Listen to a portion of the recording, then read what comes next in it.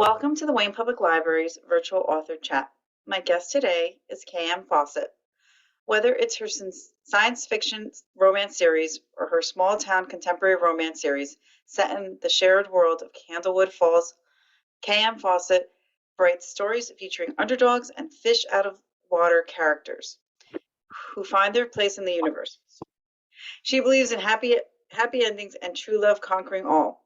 She and her husband, the inspiration for all of her heroes and some of her villains, own Tenchi Dojo in New Jersey, where they teach traditional Okinawan karate and kobudo, or weapons.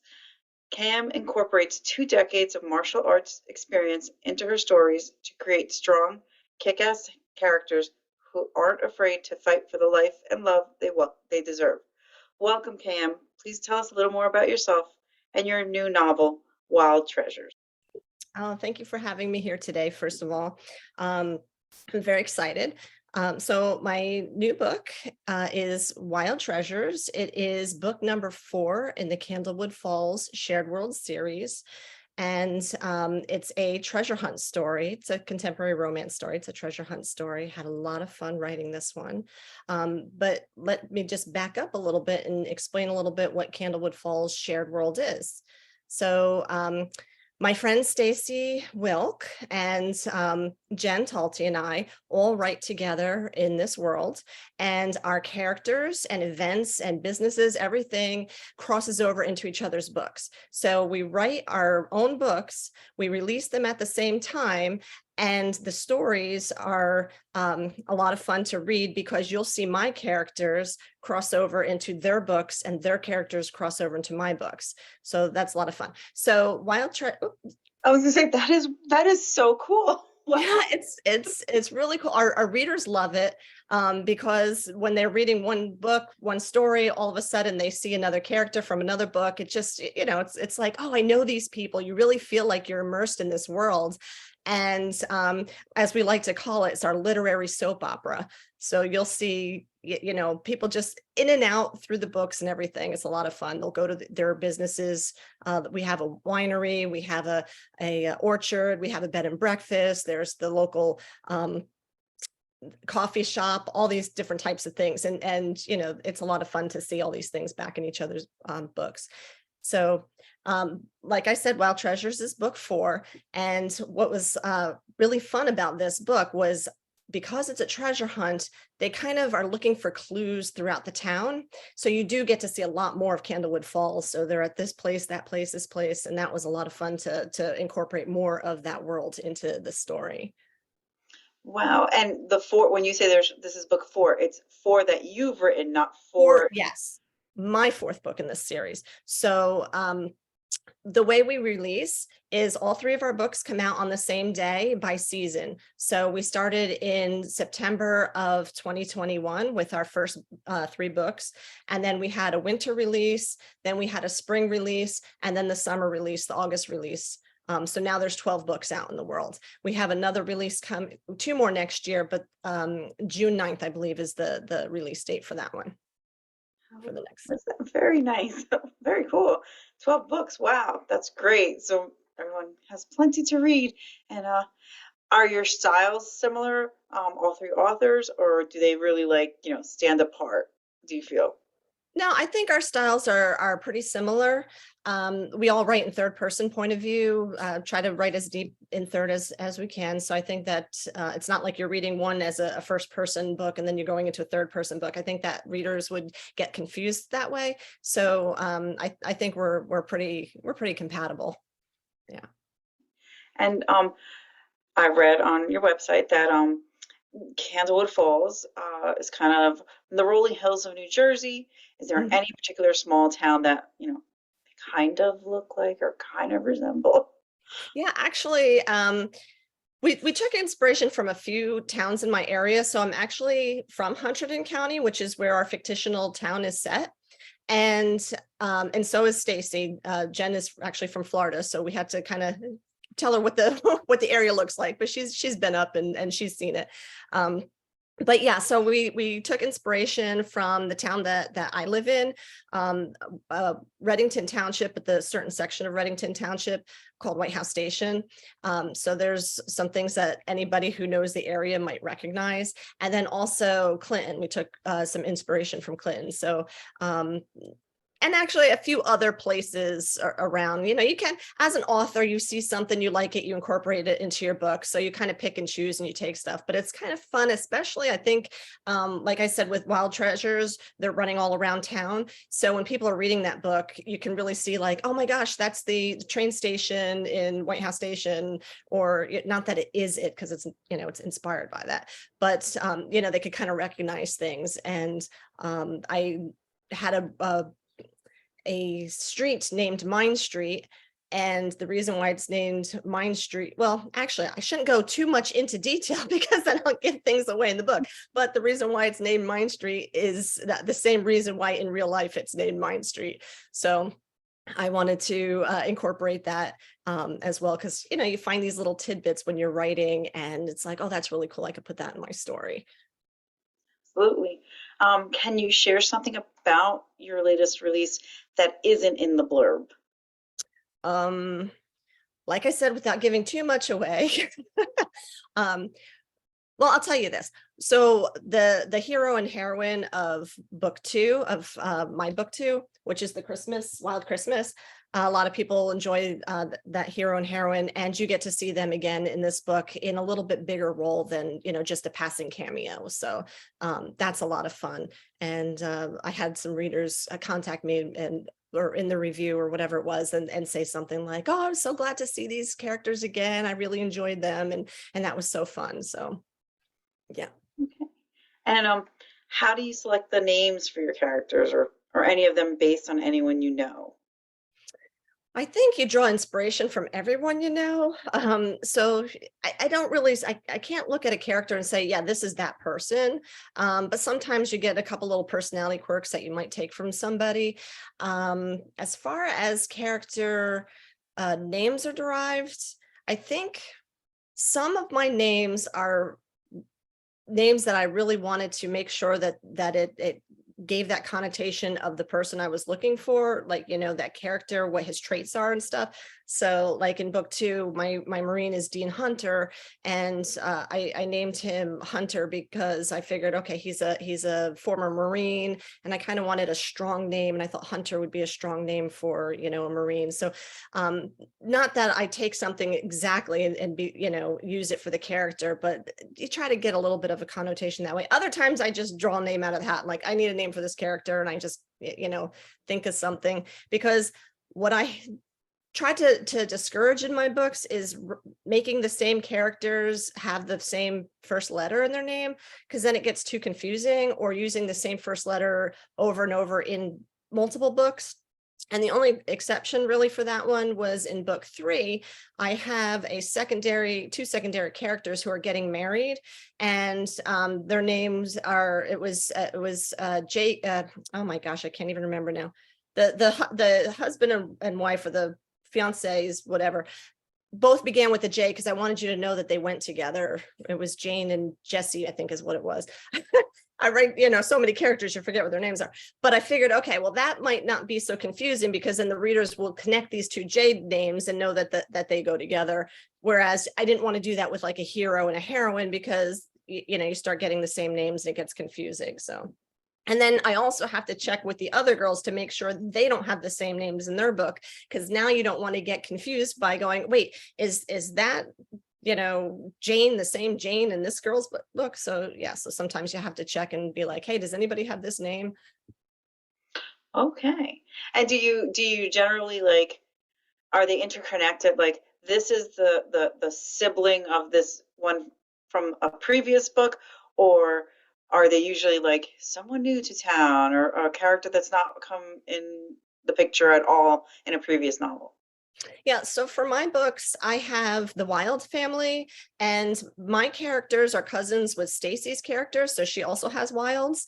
And then and what I do for each book, I name them, Wild Christmas or Wild Temptation. Wild, I always have that name Wild in there. So we're following the Wild family, and the first two books that they are siblings, and then the next three books are cousins of them. So but there's, I can't remember if I had five in that. I think I had five in that family. So I needed to be able to make more books, so I wanted to make sure I had enough people. But yeah, so I will use siblings in the next books, but then their hero or heroine might have come to town. So, and sometimes these people are coming back to town, like they moved away for whatever reason, and now they're coming back and restarting their lives and whatever's going on. Yeah. Okay. And of all of your book couples, do you have a favorite? Oh gosh, that's like asking who your favorite child is, because I love them all. They're all different, Mhm. but they're all special in their own unique ways. So like for book one in the series, the Wild Temptation, I have a nerdy hero who is an apple. He owns an apple orchard with some of his relatives, and he is also a plant geneticist. So he's trying to create this apple with all these neurochemicals in it that will make you happy. So like if you eat a piece of chocolate, you feel better, you exercise, you feel better. So he wanted you to be able to eat this apple and feel happy. And so he's a little bit nerdy. He's a little bit rugged because he works on this orchard, but he's also a little bit nerdy and not so suave with the ladies. So then his heroine, she's a fortune teller, and his new genetically modified apples and her old world chutney recipe are put together, and they wind up creating an aphrodisiac that has the whole town going crazy. So they were so much fun to write because you had all this chaos that was going on because of this aphrodisiac. For the second book, my hero and my heroine, I really had to do a lot of research because my hero is a former Marine and he's a wounded warrior. He wound up he lost his leg while serving. And I really had to learn a lot about amputees and prosthetic legs and all this. So there's a lot of research with that. And my heroine is a cancer survivor with a double mastectomy. So they both have their own physical scars and emotional scars, and then they help each other overcome those. And that they were really a great couple to write, but it really challenged me as I wrote them.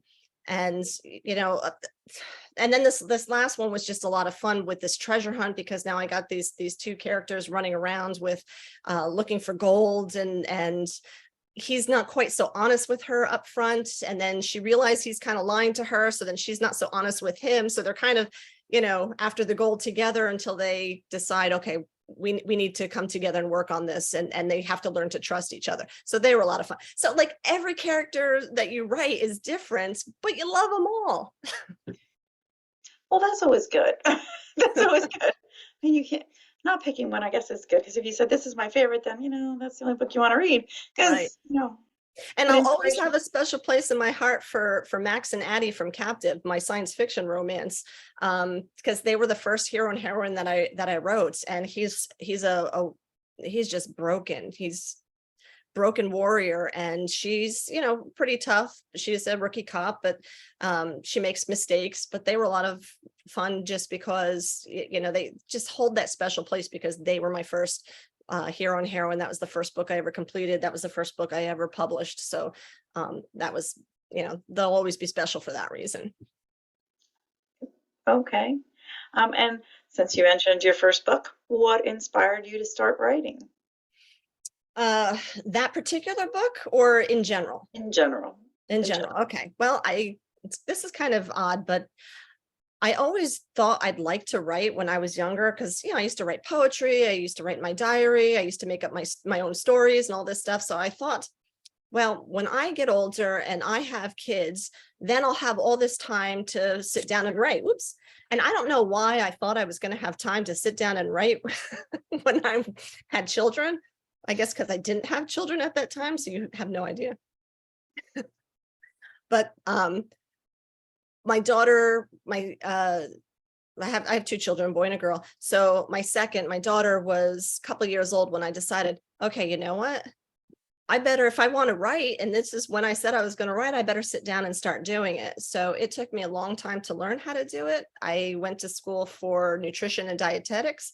I was working with patients with eating disorders, and completely different than writing. So I really didn't know how to do all that. It took me a long time to learn my craft. So it was just a lifelong dream, and you finally realized it. Yeah. How was that? Well, what was the process of before you got the call? How long were you writing? How many manuscripts did you write So before the first one? yeah, so the first oh gosh, it took me a long time because I really didn't know much, and I was kind of doing it more as a hobby, right? I had two little kids at home, and I was busy with them. So I would find some time here and there, and I would kind of dabble, I'd say that I was writing a book, but I was basically learning. It was a time travel book. I still haven't finished that book. I put it away at some point and put it under the bed. In the meantime, some people I would tell, I only told a few people at that time that, I'm writing, but somebody gave me a book that was I think it was like the Idiot's Guide to Romance Writing, or one of those, that romance writing for dummies or something. And I read it cover to cover. It was great. It helped me a lot. And in the back of the book, they gave a list of resources, and one of them was RWA, the Romance Writers of America. So I was like, okay, well, let me check this out. So when I looked up the Romance Writers of America, I found out they were having their national conference in New York City. And I'm like, okay, well, that's only 45 miles away. I think I'll go to this. And I knew no one. And it's like the biggest conference. So it was overwhelming. But that's where I first started learning, going to the workshops. Okay. And for Sorry. no work, my coworker can remove all of that. What's the most difficult part of writing for you? Oh gosh, that's got to be starting. So anytime I start a new book, it's like, oh my God, can I do this again? And where do I start? And where's the story going? So my favorite part is editing. And I know a lot of authors, I just saw the look on your face, right? Wow. A lot of authors say that they hate editing, but I love the editing process because the book is mostly done and you go in and you make it better. And that's when I find all those little details that are, fun, and they come out. But like, starting the story is always so difficult for me because I don't know these characters that well. I don't know where it's going. And I always get that feeling like, am I on the right track? Can I be doing this better? Right. So there's a little bit more fear and doubt in the beginning than it is when you have, most of the book there, the structure at least there, and then you're trying to flesh it out, or you're trying to do the edits, whether it's developmental or the final edits. And do you plot your novels? I do plot my novels, and I have a partner who helps me plot my novels, Stacy Wilk, which is funny because she just came on. But yeah, she's really good at helping me brainstorm and helping me kind of figure out my story. And then I will go in, and I like to take it's the romance beats. I forget who wrote the book, but I'll go in and I'll try to figure out, like, okay, if I have the romance arc, I need to make sure that this is happening and this is happening, and also trying to keep the plot structure of the other part of the story, because I don't always write just the romance. There's always something else that's going on that the hero and the heroine wants. So it's sometimes, you're trying to combine these things to make sure all the elements fit together. You have your turning points in the right spot. And it really helps me to stay more focused, because when I first started writing, I didn't do any of that. I wrote by the seat of my pants, and that's probably why it took me 8 years to write my first book. Well, that, and I was still learning, but yeah, I'm a slow learner. So, so you're saying, how long would you say a plot, your plot is like? How long does, when I say that, is it like really like pretty much the whole novel almost, and then you're just bursting all the dialogue, or is it like maybe 2 to 3 pages and you go from there? Yeah, I do like an outline so I know where I'm going, and then I might have a little bit more detail in certain areas than others. So it could be a couple page long outline, but I try to do as much outlining as possible beforehand, because I've learned that it saved me a lot of time. Sometimes I would just, kind of start writing myself down one road and realize, oh, I got to write myself back over here, or I would get lost and one thing I never want to do again is rewrite and I know it's going to happen because it always happens, but not in this capacity. I wrote Renegade book 3 in the survival race series, and I realized that I wrote I had to cut 70,000 words, basically the entire manuscript, because I realized I was writing the wrong story. Because it was a book 3, I realized that I was writing it because I was thinking, oh, well, people are going to want to know what happened to the hero and heroine of book 1 and the hero and heroine of book 2. So I was writing the story, talking more about those characters than I was about the main characters of this story. And I'm like, I'm totally on the wrong track. So I had to basically get rid of 70,000 words. The book is 110,000, I think, word book. So basically I cut an entire novel. And I think this one, if you want to know what that looks like, this is about a 70,000 word book. So this is how much I deleted because I was writing the wrong story. So I don't want to do that again. So after that, I learned, okay, I really need to learn how to plot and get my plotting more solid before I start. And this way I could write faster and I know where I'm going. And how long on average does it take you to write your novels?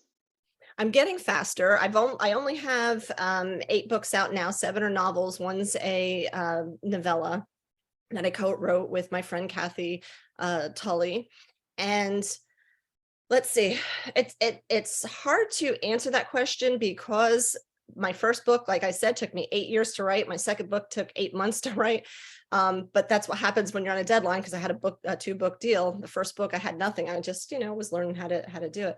But these Candlewood Falls books, I've been writing a lot faster now because I can keep myself on task, keep my plot points going, so it's a little bit easier. And I will say it'll take me about 2 to 3 months to write those books.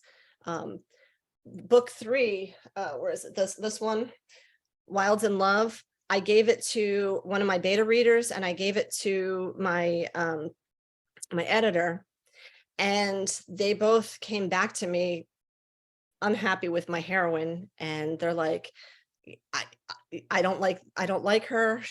I don't like where this story is going. And I was like, oh my God, this book is coming out in a couple of weeks. And my editor said to me, if it was up to me, I would postpone my release date and fix this book. And I was like, I can't do that. I'm releasing with 2 other people. So that book I rewrote in 2 weeks, pretty much half of the book. So that it was you had to still go back to the beginning and kind of make tweaks and stuff, but pretty much I had to throw out half of that book because it just wasn't working for people. But I'm really glad that I did, because this book is actually up for an award now from the New Jersey Romance Writers. Congratulations. So, yeah, thank you.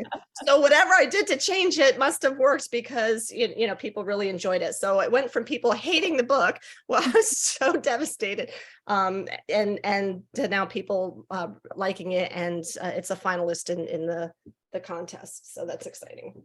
Congratulations. That's this weekend, right? Is it this weekend? Yes, it is this weekend. So, fingers crossed. I'm just so happy to be nominated. It's the first time. Congratulations. Do you have a writing routine so that you can hit those, 2 to 3 month marks? Yeah. So it's all over the place.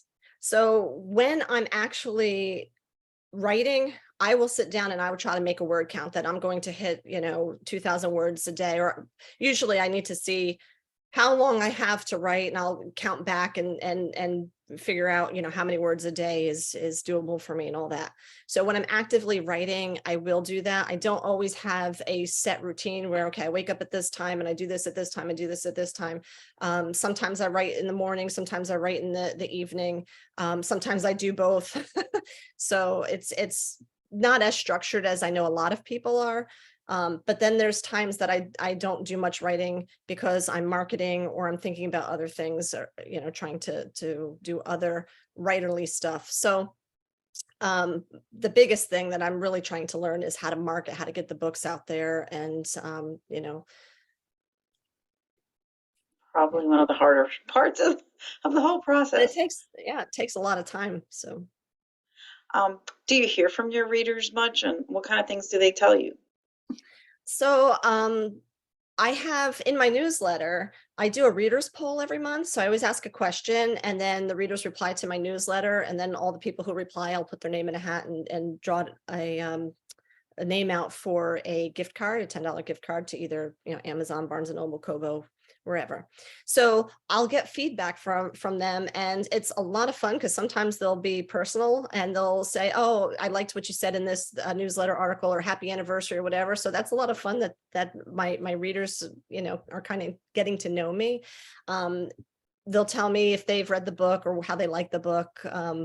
So I love hearing from my readers. That's the best part of being an author is hearing from the reader, right? Because otherwise, I could just sit and write all these stories and just put them aside. I don't need to publish them, but I love sharing them, and I love when people say that hey, I enjoyed your books. Your characters are funny, your characters are fun, they're real people. I wish that I could be friends with this person, and you know all different kinds of things like that. But they seem to really enjoy the characters, so I think I'm at least doing something right with that. Always good to hear back. Positive things are always nice. That's wonderful. Um, you kind of described your publishing journey a little bit. So I guess I'll ask, when you sold your first book, what was that first call like? Did you use an agent? Did you just submit through like, meeting somebody at a conference? How did that all come together for you? Yeah, so actually I found my agent through I think it was a Liberty States Fiction Writers Conference in 2010. And I had I had a couple people. I had one person come back to me saying that they wanted to represent me, and I kind of wanted this other person. So I said, well, should I call the one I really wanted and tell her that somebody else is interested, or should I not? And I was like, well, I better let me, the worst she could say is no, she's not interested. So I did. I said, hey, I have interest in this book. Would you like to, take a look at it? And she's like, um, she came back and she said that she really did like the book, and she, yes, wanted to offer representation. I'm like, oh, if I never stepped out of my comfort zone and asked her, because I just figured I didn't hear back for it, must be a no, right? But she liked it, so she wound up becoming my agent, and she's the one who sold my book to Forever Yours, which is part of Grand Central Publishing. And she got me a 2-book deal with them. Unfortunately, that was it with the books. It was just those two, and nothing really went anywhere.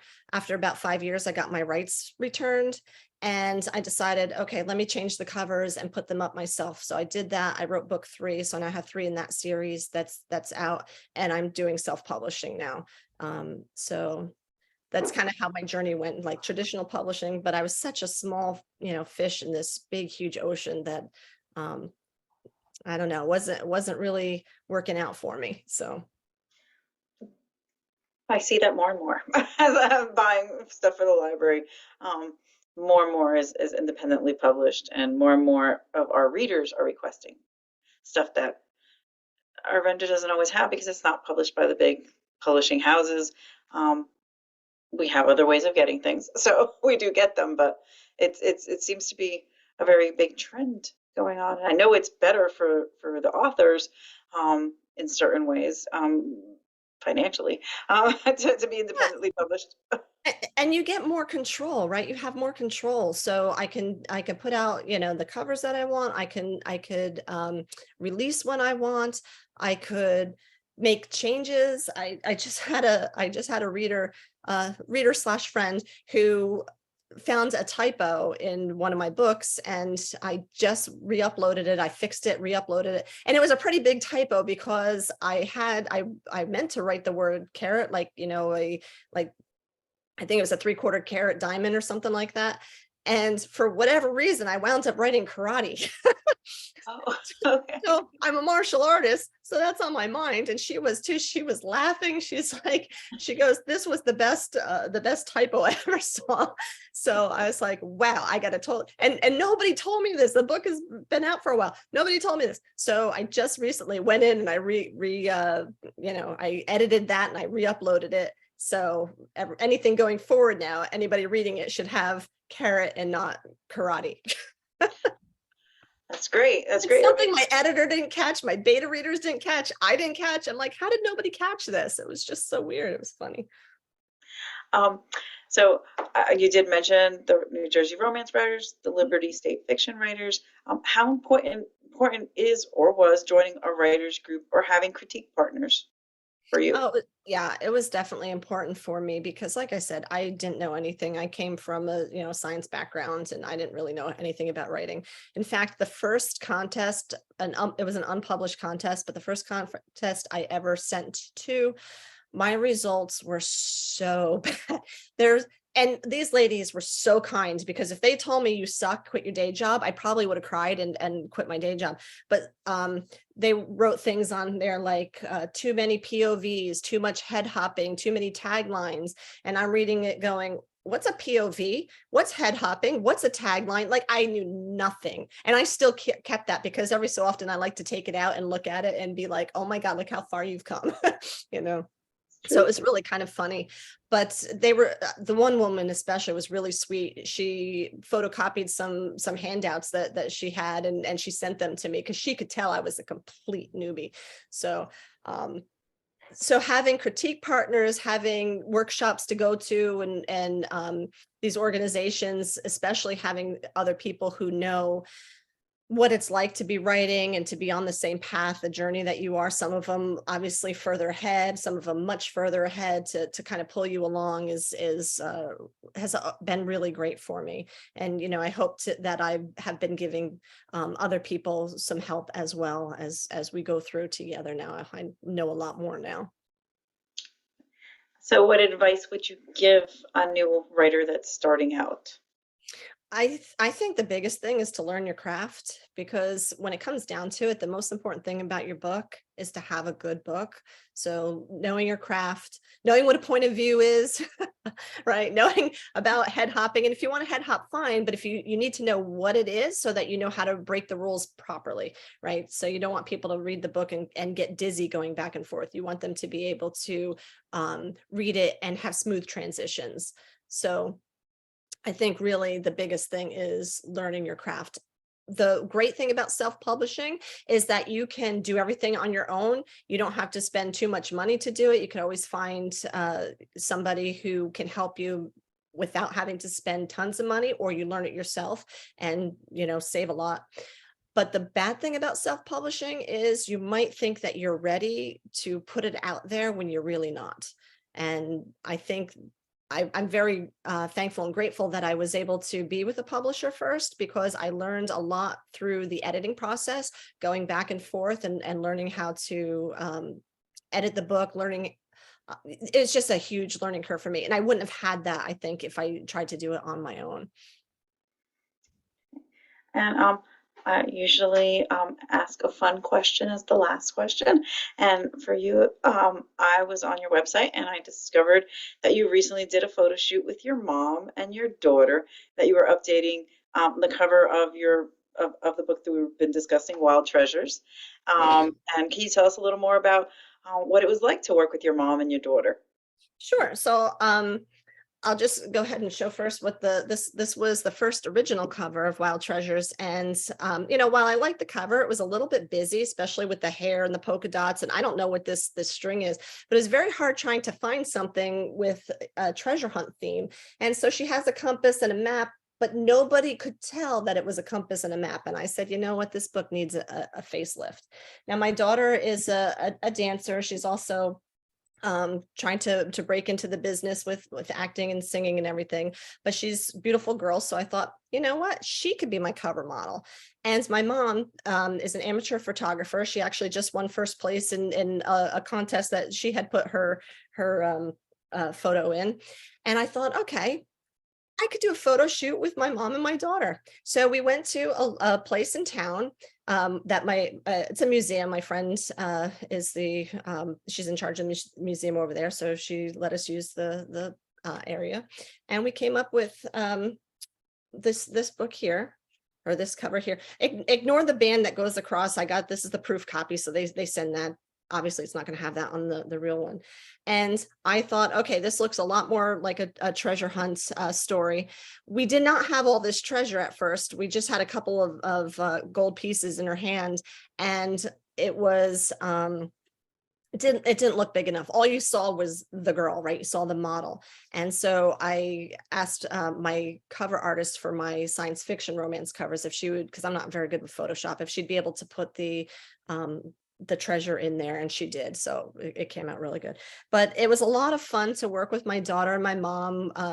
I felt bad for my daughter because this is supposed to be a summer book, and we did this I think it was early October. So she's out here like freezing.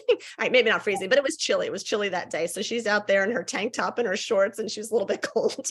But it was still green enough in the background. The trees are up here and they're starting to change. The colors are starting to change. I was like, boy, I really hope that it'll turn out looking like summer, but the grass was still green. So I think it worked. Very pretty cover. Yeah. Very pretty cover. So yeah, right. Doesn't that look a lot more like a treasure hunt story if you compare the two, right?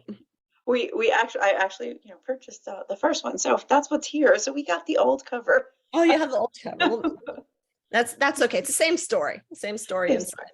Yeah. But they enjoyed it. My mom and my daughter both enjoyed it too. We had a great time together. Do you think you'll do future covers in that way? Actually, I already did one for the next book coming out that I had my daughter also do the model for that one. So I think that will probably be the final cover. Not definite yet, but I'm pretty sure that'll be the final cover, which won't be revealed, I think, until February. But and again, Candlewood Falls also book. Yes, yep, that's the next book in the Candlewood Falls series. It's been great chatting with you. Thank you so much for joining us today and for telling us a little bit more about your writing and your publishing history and about the stories that you're creating. What a neat concept that working with two other authors in the same setting. That's just such an original idea, and I'm sure that there are many more stories to come. Yeah, congratulations on the nomination, and good luck Saturday, which is this weekend. And good luck and congrats again. Thank you again for joining us. having me here. This was a blast.